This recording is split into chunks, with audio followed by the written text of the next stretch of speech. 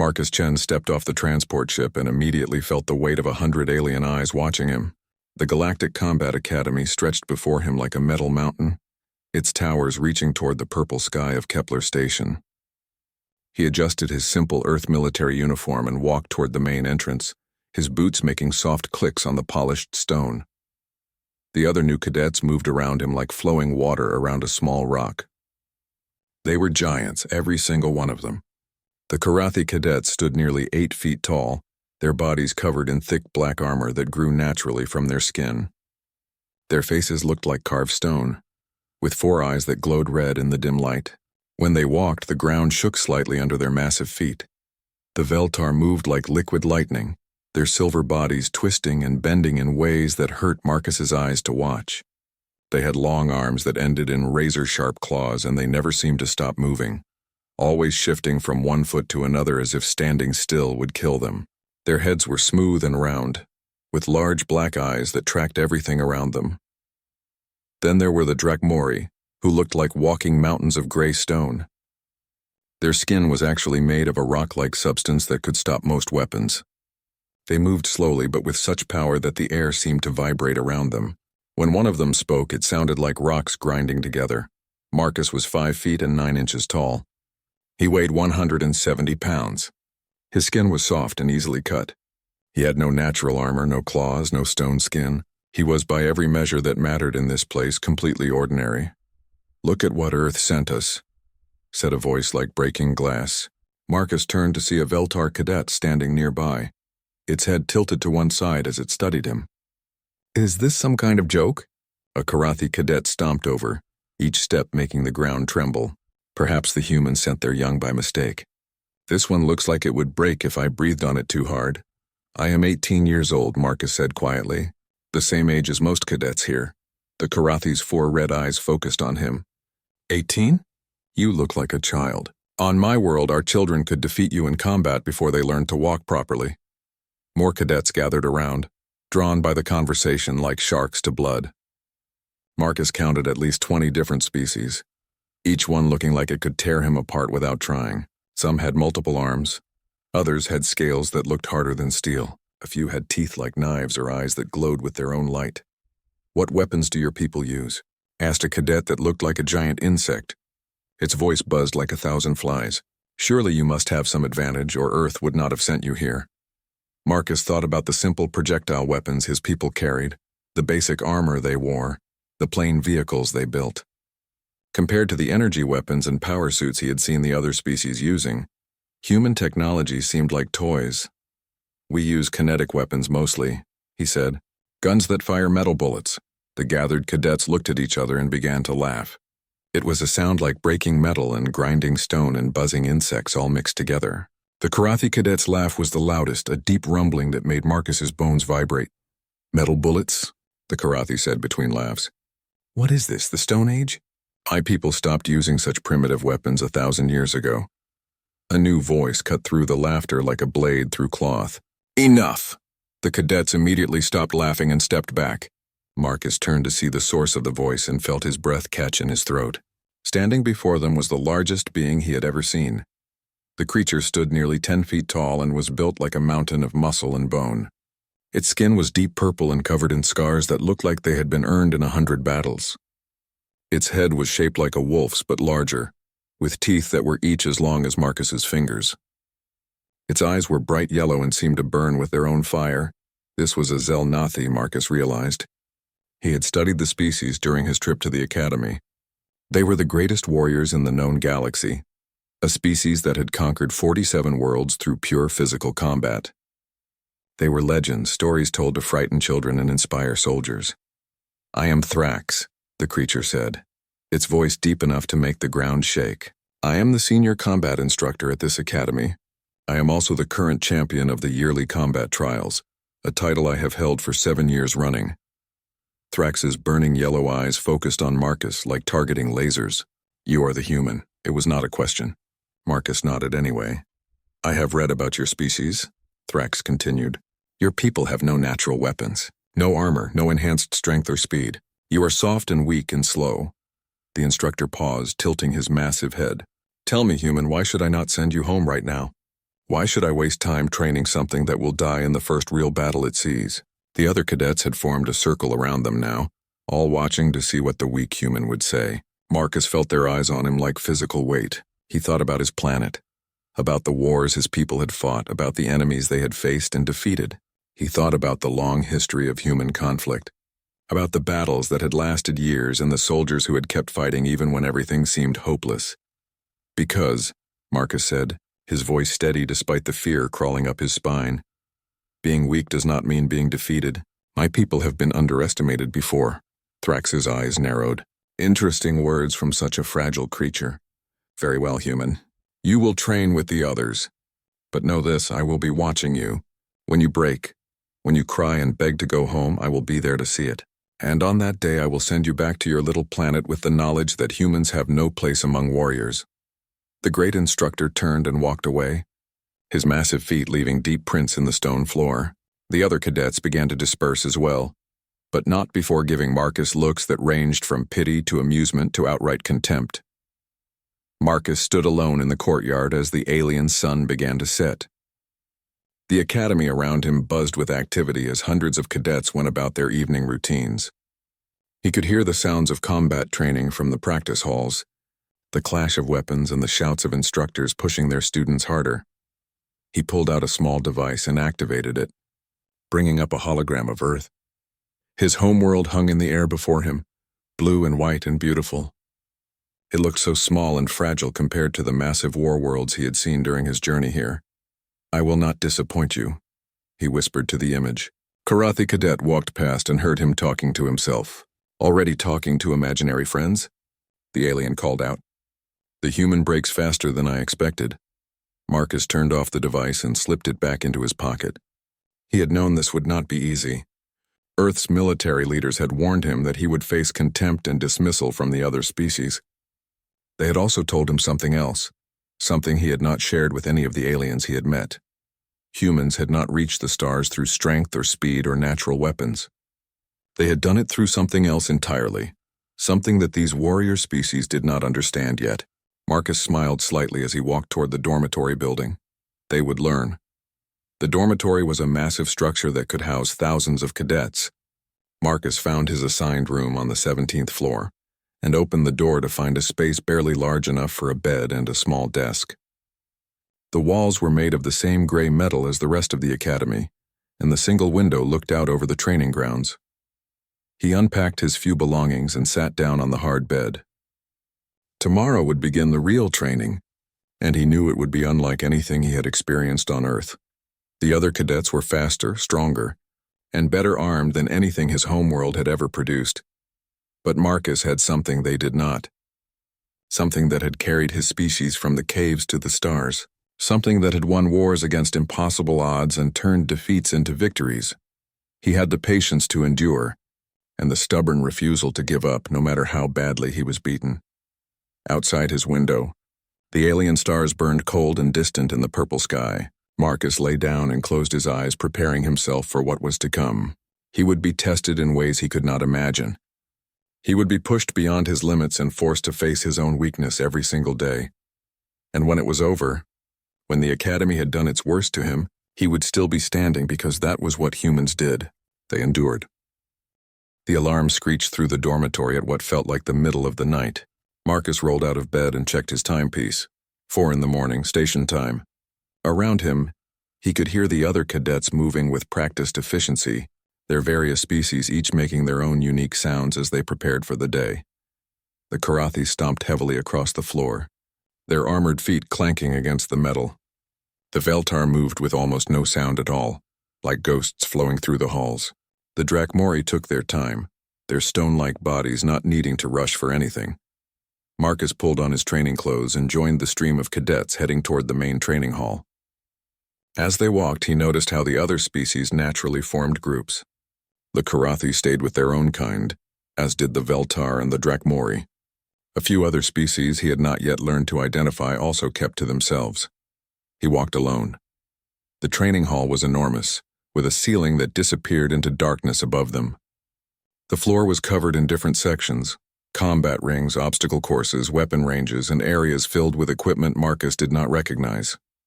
Hundreds of cadets filled the space, and their instructors stood at various stations waiting for them.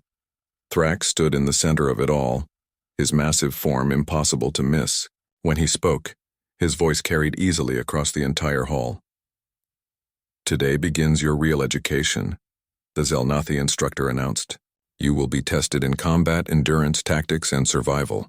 Some of you will excel. Others will fail and be sent home to explain their weakness to their people." His yellow eyes found Marcus in the crowd. "We begin with individual combat assessment.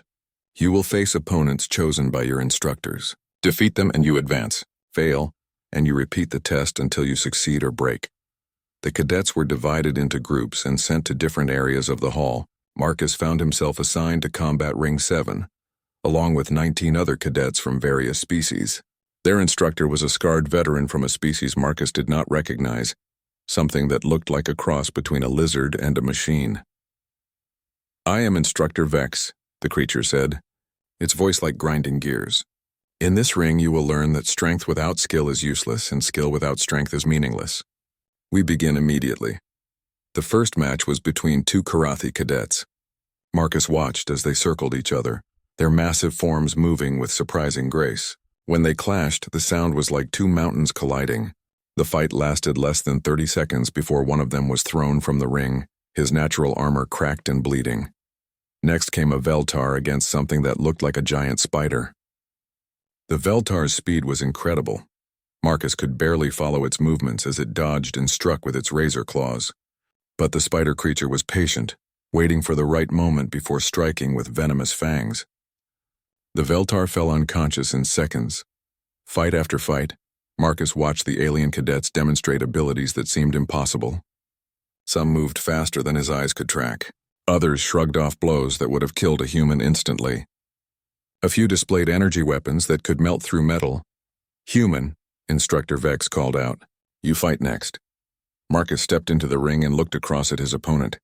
It was a Karathi cadet, the same one who had mocked him the day before. The creature smiled, showing teeth like broken stones. "Try not to die too quickly," the Karathi said. "I want the others to see what happens to weak things in a real fight." The match began with a buzzer that hurt Marcus's ears. The Karathi immediately charged, moving faster than something that large should have been able to move. Marcus tried to dodge to the side, but he was too slow. The alien's armored fist caught him in the ribs and sent him flying across the ring. Marcus hit the ground hard and tasted blood in his mouth. He could hear some of the other cadets laughing. The Karathi was already moving toward him, ready to finish the fight. Marcus rolled to the side just as the alien's foot crashed down where his head had been. He scrambled to his feet and tried to create some distance, but the Karathi was relentless. Another punch caught him in the shoulder, spinning him around and sending him to the ground again. "Stay down," the Karathi advised. "Accept your defeat like a warrior." But Marcus got up again. He wiped the blood from his mouth and raised his hands in a fighting stance his people had developed thousands of years ago. The Karathi looked puzzled for a moment, then charged again. This time Marcus was ready. He had spent the first part of the fight learning how his opponent moved, watching for patterns and weaknesses. The Karathi was strong and fast, but he was also predictable. He always led with his right hand, always tried to overwhelm his opponents with pure force. When the punch came, Marcus ducked under it and struck back, hitting the Karathi in a gap between his armor plates. It was not a powerful blow. Marcus did not have the strength for that, but it was precise. The alien grunted in surprise and stumbled slightly. Marcus pressed his advantage, staying close where the Karathi's reach was less effective. He struck again and again, targeting the joints and gaps in the natural armor. None of his hits were devastating, but they were adding up. The Karathi roared in frustration and swung wildly, trying to catch the smaller human. But Marcus was no longer where he expected him to be. The human had studied his opponent's movements and was now staying just out of reach, darting in to strike before dancing away again. Minutes passed. Then more minutes. The Karathi was breathing heavily now, his massive form not built for extended combat. Marcus was tired too, but he had trained for this kind of endurance his entire life. His people had learned long ago that sometimes the only way to win was to outlast your opponent. The alien's movements became slower, sloppier. His punches started missing by wider margins. Marcus could see the confusion in his four red eyes. This was not how fights were supposed to go. The strong were supposed to defeat the weak quickly and decisively. Finally, the Karathi made a mistake. He overextended on a punch, leaving himself off balance. Marcus stepped inside his guard and struck with everything he had, hitting the alien in the throat. It was not enough to seriously hurt the armored creature, but it was enough to send him stumbling backward. The Karathi's foot caught on the edge of the ring and he fell out of bounds. The arena went silent. Marcus stood in the center of the ring, bloodied and beaten but still standing. Across from him, the Karathi cadet stared in shock, unable to understand how he had lost to something so much weaker than himself. "Victory to the human," Instructor Vex announced, though he sounded as surprised as everyone else. Marcus walked to the edge of the ring where a medical station waited. The automated system scanned his injuries: 3 cracked ribs, a dislocated shoulder, various cuts and bruises. The healing machines went to work immediately, knitting his bones back together and closing his wounds. "How?" the Karathi cadet asked as Marcus passed him. "How did you defeat me?" "You are weak. I am strong." Marcus looked at the alien and felt something like pity. "Strength is not just about how hard you can hit," he said quietly. "Sometimes it is about how long you can keep hitting." The rest of the day's training was a blur of pain and exhaustion. Marcus was assigned to endurance trials next, long runs through obstacle courses that were designed to push the cadets to their limits. Here he found something that surprised his instructors. While the other species were faster over short distances, Marcus could maintain his pace for much longer. The Karathi would charge ahead at the beginning of each course, but by the halfway point they were struggling to continue. The Veltar burned through their energy in spectacular bursts of speed, then collapsed from exhaustion. Marcus just kept running. His pace never changed, never faltered. When others stopped to rest, he continued moving forward. When they gave up entirely, he was still going. "Curious," Instructor Vex muttered as he watched Marcus complete his 7th lap, while most of the other cadets had stopped after 3. "The human has unusual stamina for such a small creature." That evening, Marcus sat alone in the mess hall, picking at food that tasted like metal and smelled like chemicals. The other cadets gave him a wide berth, not sure what to make of what they had seen. He had defeated a Karathi in single combat, something none of them had expected. But he had also taken more damage in that fight than any of them would have survived.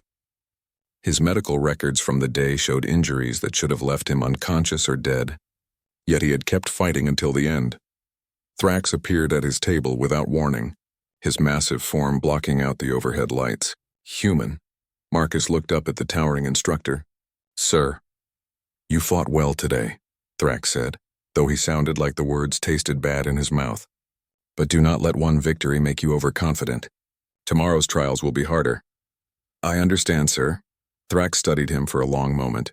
"Tell me, human, what drives you to continue when any sensible creature would surrender? Your body is broken. Your chances of survival in real combat are minimal, yet you persist. Why?" Marcus thought about the question. He could have talked about duty or honor or representing his species. But that was not the real answer. "Because giving up is not an option," he said finally. "My people learned long ago that sometimes the only difference between victory and defeat is who stops trying first." The Zelnathi.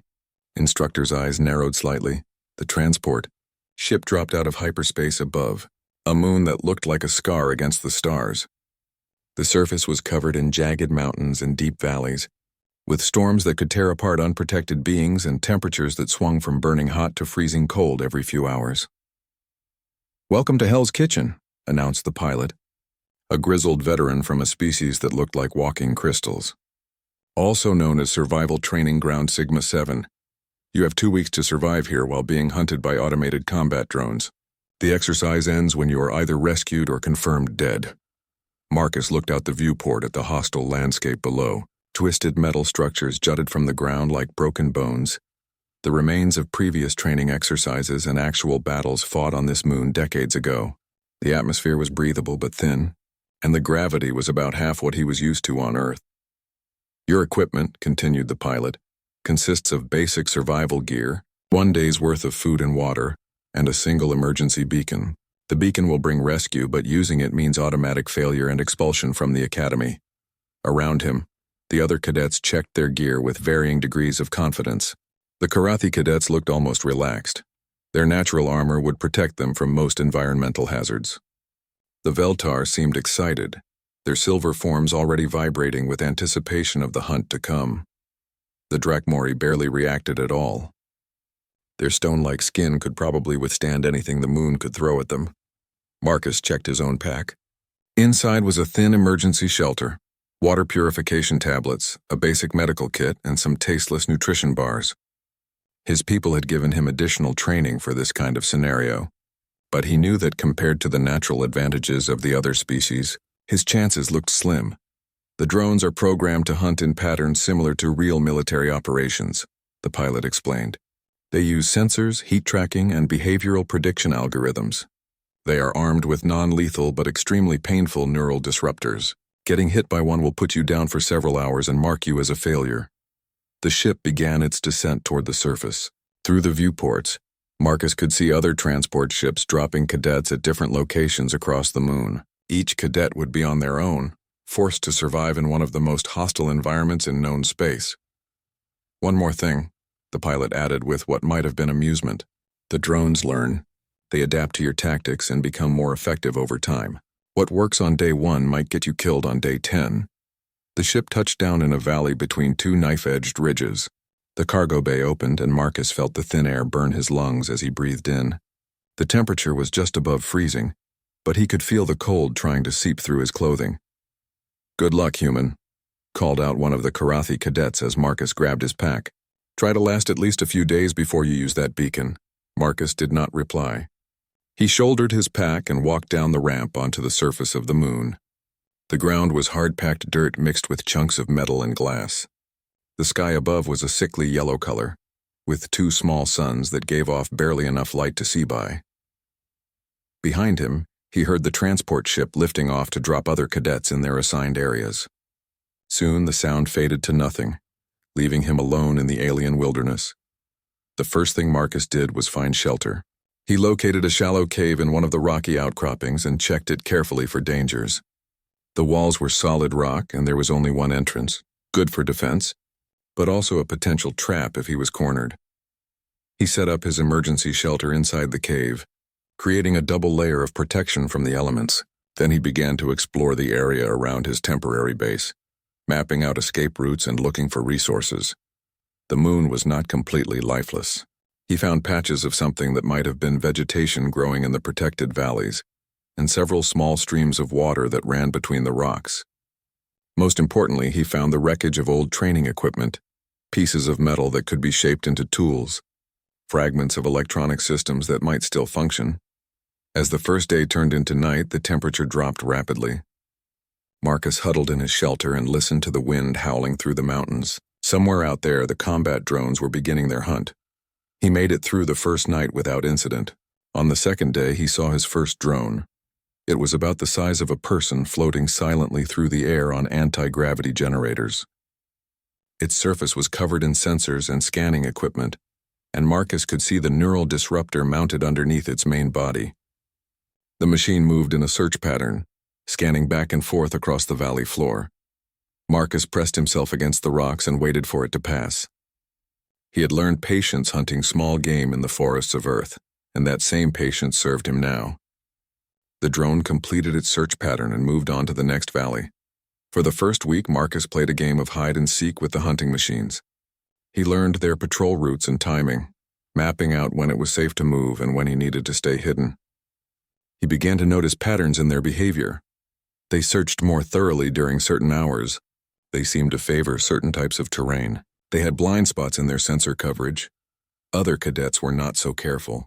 On the third day, Marcus heard the distinctive whine of neural disruptors firing in the distance, followed by the sound of transport ships coming to collect failures. By the end of the first week, at least a dozen cadets had been eliminated. The ones who remained were getting desperate. Marcus occasionally caught glimpses of other survivors during his scavenging trips. Karathi cadets moving in the open, trusting their armor to protect them. Veltar cadets using their speed to outrun the drones in short bursts, but the drones were learning just as the pilot had warned. Their search patterns became more complex, their response times faster. What had worked in the first few days was no longer enough. Marcus adapted. He began setting traps for the drones, using pieces of salvaged metal to create false heat signatures that would draw them into areas where their sensors were blocked by rock formations. While they investigated the decoys, he would move through their blind spots to reach new areas. He also started tracking the machines more actively. Instead of simply avoiding them, he began to follow them at a distance, learning not just where they went but why they chose certain routes.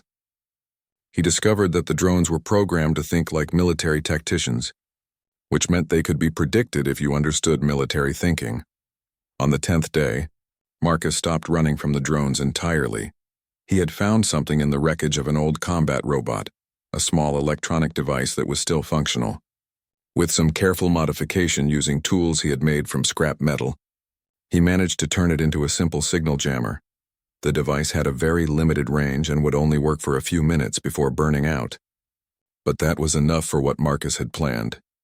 He waited until one of the drones entered a narrow canyon where its escape routes were limited. Then he activated the jammer and watched as the machine's sensors went dark. Confused and effectively blind, the drone tried to retreat, but Marcus was ready for it. He had spent days preparing for this moment, gathering materials and constructing weapons from the debris scattered across the moon. His projectile weapon was crude, essentially a spring-loaded launcher that fired sharp pieces of metal, but it was effective at close range. The first shot damaged the drone's anti-gravity generator, sending it crashing to the ground. The second shot destroyed its neural disruptor. The third shot pierced its main processor housing. Marcus had just killed a military-grade combat drone using nothing but scrap metal and improvised weapons. But he was not finished. Over the next 3 days, Marcus systematically hunted down and destroyed every drone in his section of the moon. He used the wreckage from the first machine to build better weapons and tools. He studied their programming to understand their weaknesses. He turned the hunters into the hunted. The other surviving cadets began to notice that something had changed. The constant pressure of being pursued lessened. Drones that should have been patrolling certain areas simply disappeared. Some of the more observant survivors started finding the wreckage of destroyed machines, their metal shells torn apart by weapons that should not have existed on this moon. On the 13th day, Marcus was crouched near a stream, refilling his water containers, when he heard footsteps behind him. He turned to see a Karathi cadet stumbling down the hillside, his natural armor cracked and bloody. The alien's 4 red eyes were wide with something that looked like terror. "Human," the Karathi gasped. "There is something wrong with this place. The drones. They are not acting right. Some of them have stopped hunting entirely. Others move like they are damaged." Marcus stood up slowly, his improvised weapons within easy reach. "What do you mean?" "I mean they are afraid," the Karathi said, his voice shaking. Military machines should not show if the debriefing room was silent, except for the soft hum of recording equipment. Marcus sat at a metal table across from 3 instructors, including Thrax, who had not spoken since the session began 20 minutes ago. The Zelnathi's burning yellow eyes had not left Marcus's face. "Let me understand this correctly," said Instructor Vex, his mechanical voice grinding through the quiet. "You destroyed 23 combat drones using improvised weapons made from scrap metal." 24, Marcus corrected quietly. "There was one more in the northern valley." The third instructor, a being that looked like a walking tree, rustled its branch-like arms nervously.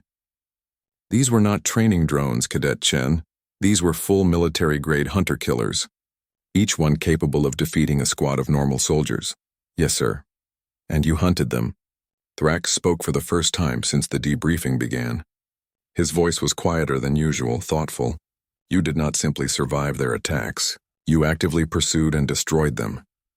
"They were a threat to my continued survival," Marcus replied. Eliminating them seemed logical.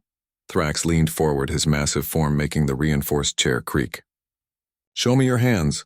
Marcus extended his hands across the table. Thrax studied them carefully, turning them over to examine the palms and fingers.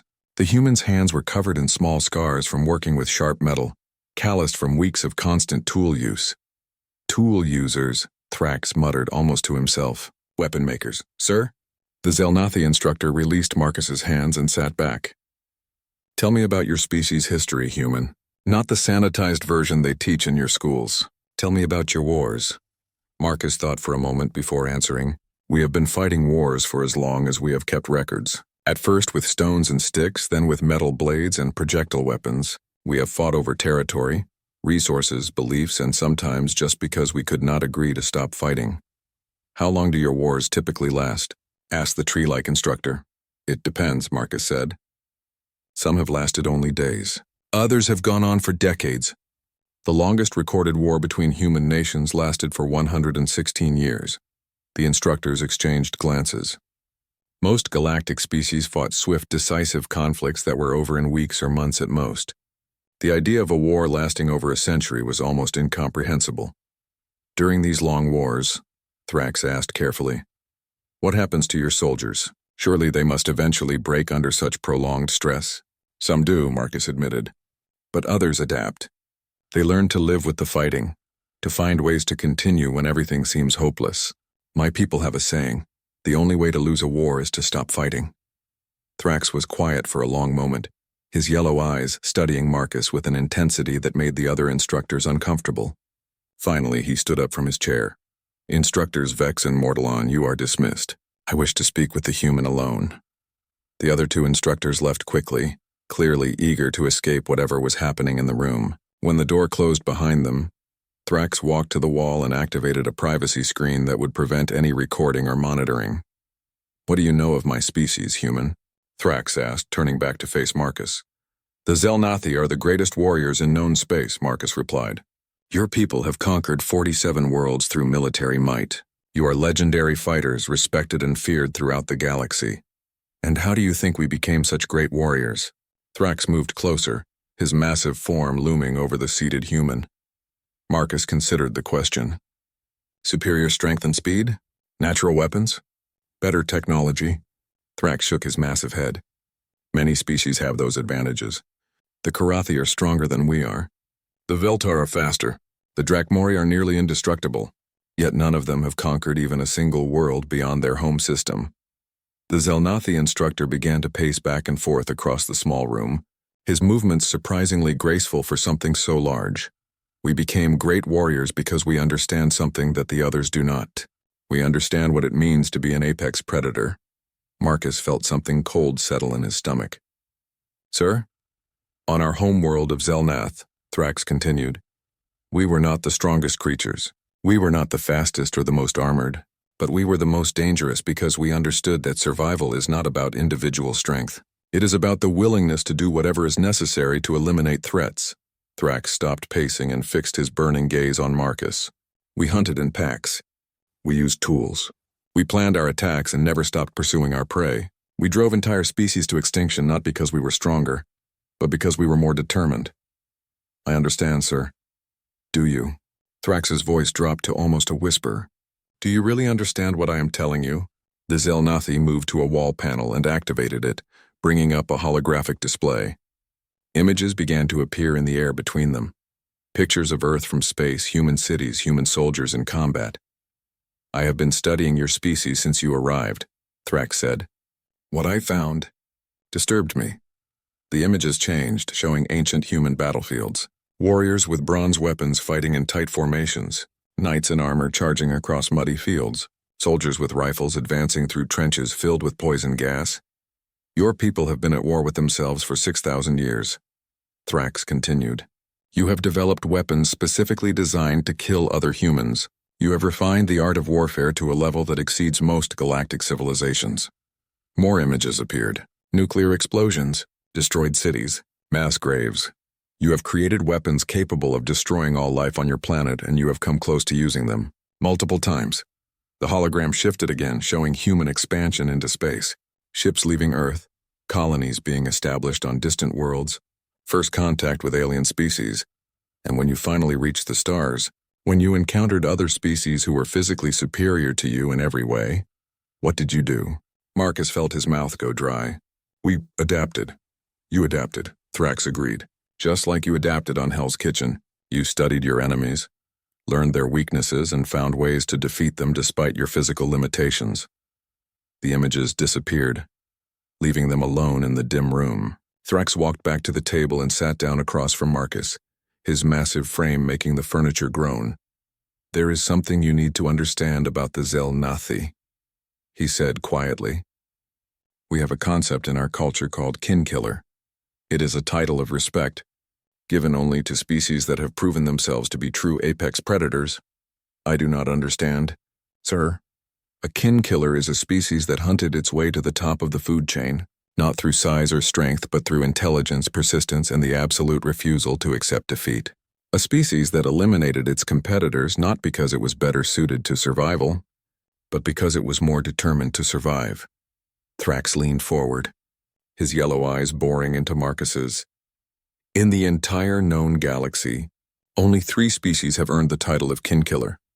The Zelnathi are one, the extinct Vorthak were another. Marcus waited, sensing that something important was about to be said. I believe, Thrax said slowly, that humans are the third. The words hung in the air between them like a physical weight. Marcus felt something shift in his understanding of himself and his people. Your species did not reach the stars through superior technology or natural advantages, Thrax continued. You reached them because you are persistence hunters on a galactic scale. You encounter a problem, you study it, you adapt to it, and you never stop trying until you have solved it. The Zelnathi stood up and walked to another wall panel. He pressed his hand against a scanner, and the panel opened to reveal a small ceremonial knife with intricate engravings along its blade. This is a talon of recognition, Thrax explained, holding the knife carefully. It is given by one apex predator to acknowledge another. My grandfather received his from the last Vorthak warrior before their species was destroyed.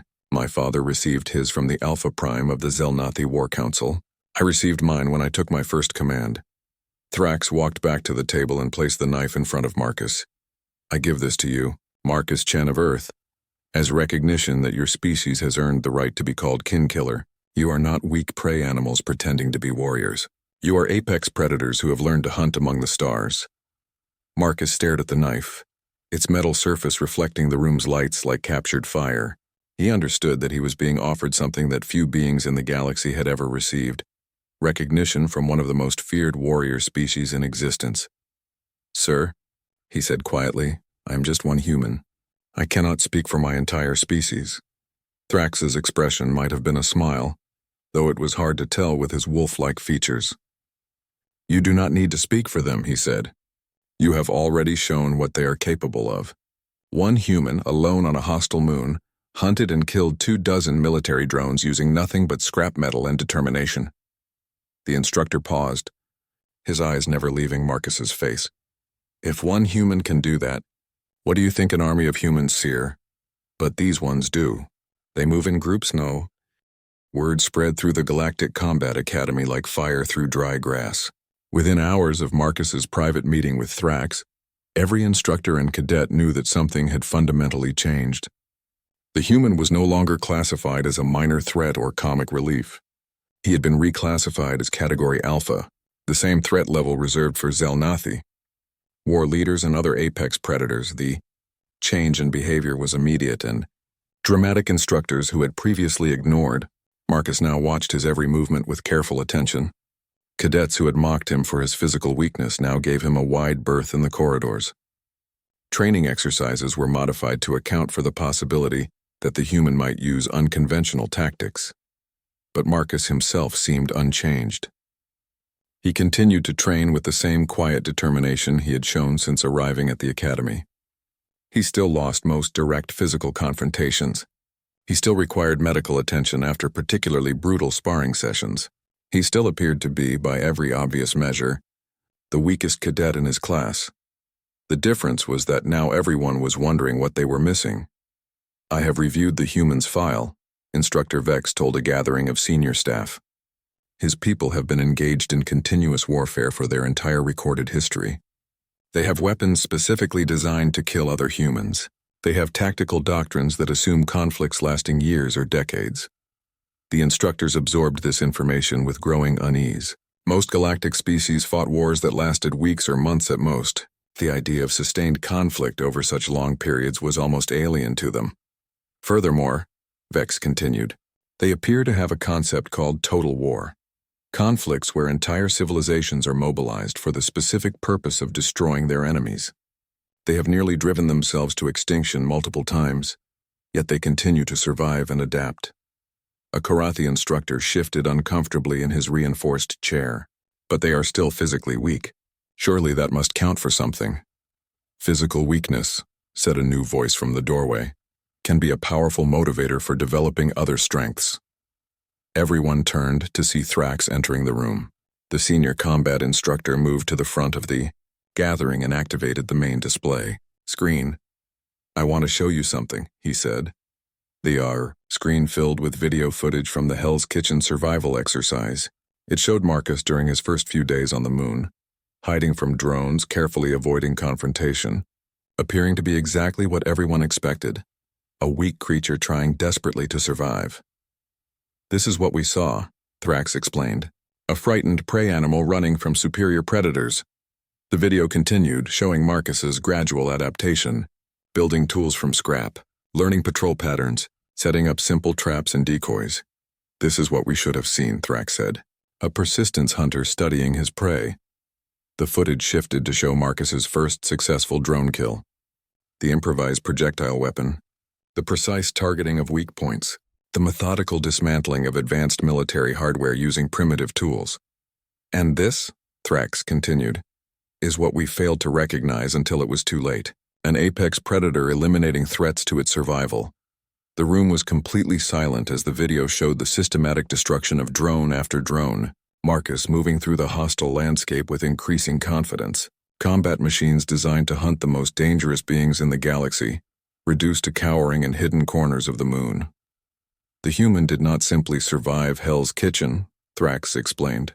"He conquered it. He turned one of our most challenging training environments into his personal hunting ground." The video ended, leaving the instructors staring at a blank screen. Finally, one of them spoke up. "What are you saying, Thrax? That we should fear one small human?" The Zelnathi's yellow eyes burned with intensity. "I am saying that we should stop thinking of humans as individuals. They are pack hunters. They cooperate. They share knowledge. They build upon each other's successes." Thrax activated the display again, this time showing historical data about human military operations. One human destroyed 24 combat drones. Now imagine 1,000 humans, or 1,000,000. Imagine an entire species that thinks like Marcus Chen, that refuses to accept defeat, that adapts to every challenge and turns every setback into a learning opportunity. The implications of what he was saying began to sink in around the room. "The final trial," announced Thrax, "will proceed as scheduled, but I want all of you to watch very carefully, because I believe we are about to see something that has never happened before in the history of this academy."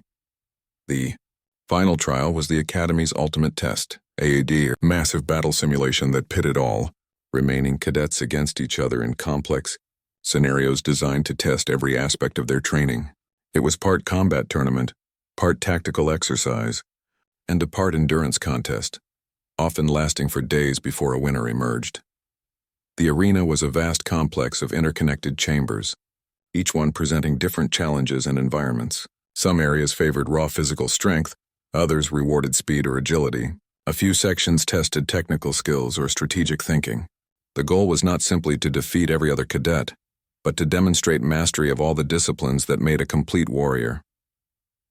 43 cadets had made it to the final trial. They represented the cream of their respective species, the strongest Karathi, the fastest Veltar, the most resilient Drakmori, and specimens from a dozen other warrior races. Each one was a potential elite soldier, the kind of being who could lead armies or conquer worlds, and one human, who had somehow survived long enough to stand among them.